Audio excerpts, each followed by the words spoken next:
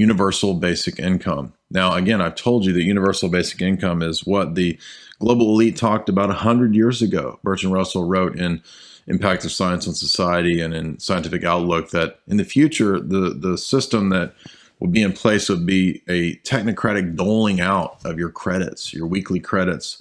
He even talks about social credit system. H.G. Wells discusses the same thing. And so this is what we're seeing implemented now. At least they're being pretty open about discussing this topic. Part of what needs to be in place is the infrastructure to have a cashless society wherein you can have your social credits, your weekly dole. Not dolomite, the weekly dole. You're going to wish it was the period of dolomite within which you could do what you list, beat ass, and eat cookies afterwards. No. It's not going to be like that. You're not going to have a dolomite future. You're going to be a troglodyte on the dole. And so destroying or revitalizing, revolutionizing the economy is crucial to this. So I want to talk about some of those angles which are being overlooked. One of those is the notion of controlled collapse. If you've read books like Confessions of an Economic Hitman by Perkins, then you know about the way that the system is structured to trigger and to cause problems in certain areas by design. Controlled chaos. Brzezinski wrote about controlled chaos, right? Arc of crisis. And so crises are not just things that occur in the wars field, the battlefield in wartime, right? You can have controlled crises that are economic. You can have economic warfare. You can have trade war. But you can also damage economies. And this is not being done merely by incompetence. A lot of people are accepting the narrative that, oh, that government incompetence. There are people higher than government. The people who created the internet. Do you think they're incompetent? Do you think the people who have structured the entire modern world are all incompetent? Do you think all the people at the Rand Corporation who built America into what it is, for good or for ill, you think they're incompetent? They're not incompetent. They run the world. 6,000 of the managerial class, according to Rothkopf. They're not incompetent. But government incompetency and mid-level, low-level incompetency is a great cloak for all sorts of evil genius manipulations. There are evil geniuses. I hate to tell you this, but they exist. And they literally float around on giant command and control yachts. Literally, like Bond movies. Literally, quite literally. And I mean that very literally, in the most literal sense.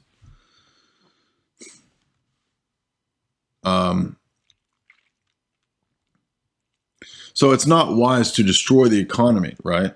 Well, they're not going to make much money if they destroy the economy. Isn't the world run by rich people? At the tip top, it's not run by people who are interested in making money. There might be an advantage to making money on the side, but the plans that they have in place, what they would like to bring, are far beyond merely making money. They print the money. They can just put zeros into a computer and thereby add to the debt. They will print money. They will print money by just adding zeros in a computer. Right? Bernanke's hilarious quote. But what we have to understand is the different phases to get to the end goal of the full-on technocracy mentioned in all these books that we've covered in the last 3 years. Things that need to come like a totally cashless society. Well, one thing that a panicademic does is that it helps transition people over to a cashless society. That's what we're seeing with China now. In fact, I think it was Wuhan announced that they will be moving to a cashless society because this helps supposedly prevent, right? Microsoft has just patented their crypto, right? They want to have a crypto to compete in the crypto wars. I think we're going to see more of this in the future, big scale crypto wars. white papers like Mapping the Future. Data is huge in this because they want to be able to utilize everybody's GPS and cell phone data, right? Just like you saw in the movie Contagion with the Gwyneth Paltrow character, where she is tracked and traced on the basis of everywhere she went and all the purchases she made. Oh, then you see, we can figure out who was monkey patient 0 and was her vajayjay spreading the goop scented STD known as coronavirus. This is really being discussed, right? They are really trying to bring this in. The companies right now are working on this, like Tectonics, reshaping data to utilize tracking and tracing to a degree that we've never even comprehended. And I think part of that requires the 5G being everywhere, right? The Internet of Things that Aaron and Melissa have covered so well. But as we said, reviving the discussion. If everybody made $1,000 or $500 a month, why couldn't we all just live on a government dole? On top of that, quantum dots. Why don't we just put everybody's medical record on a quantum dot? And you can get a little quantum dot right here. Get the quantum dot right here. They put the quantum dot in here. In order to get to that end phase, we needed multiple phases of recessions, depressions, collapses. This also allows for select companies to get bailouts. Shocker, right? Select companies get bailed out. Select companies will get government partnerships during this period of lockdown. And what that will do is, I would imagine through actuaries, they have it planned to know how long it will take to shut down X amount of mom and pops, right? So if a 4-week shutdown is useful, perhaps that could slice out 30% of the mom and pops and smaller retailers that still compete with the giant box stores, the Amazons and so forth, right? I would not expect this bailout to actually be a bailout that, oh yeah, so maybe you get, $1,200 or whatever.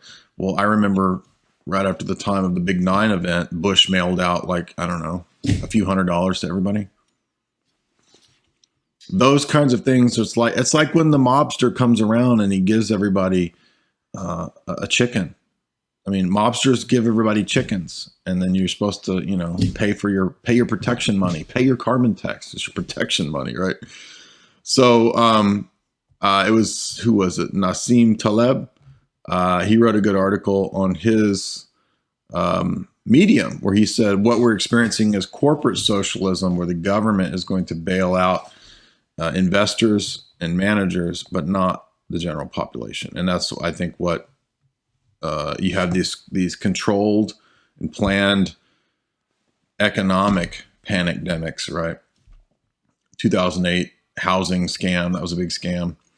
All these bailouts are giant scams that are, typically speaking, engineered. And one of the key ways that we know that is that you get signifiers before the big event of money moving, right? So before 9/11, you have the put options.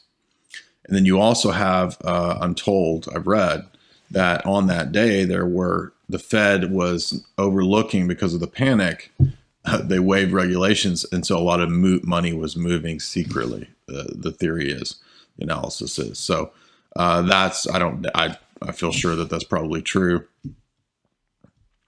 A digital dollar, a Microsoft dollar, right? That's what I think we're going to see out of all this. And just like we've seen in the past, right? These different attempts, Libra, right? They float these things, right? These ideas are floated.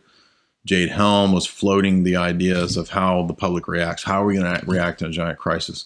Ideas are floated. They're tested to see how the public reacts. I think our present lockdown, if you want to call it that, all these different stages, these are ways to test and see where we're headed. And where we're headed is actually, I would say, outlined in a movie from 2003. It's a British dystopian film that's kind of boring. I mean, it's not the best film unless you like staring at the faces of women that look like men.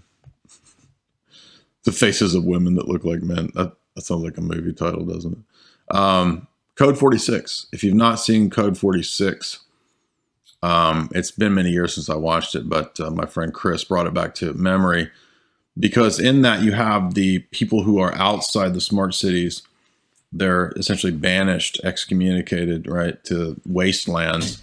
Inside, it's this supposed utopia, but actually find out that inside the smart cities, everything is based on an authoritarian sort of track and trace, dystopia, right? The bubble smart city that you thought was going to be ideal is not. It's based on like your DNA, and you're in a class structure basically based on your DNA, and I think it's the chick that's like the Samantha Morton. Yeah, she's the main chick in that, and then just again telling us where they want to take us, right? Megalopolis, the BBC clips on the rationing of food. I think we're going through an exercise. That's my take on it right now.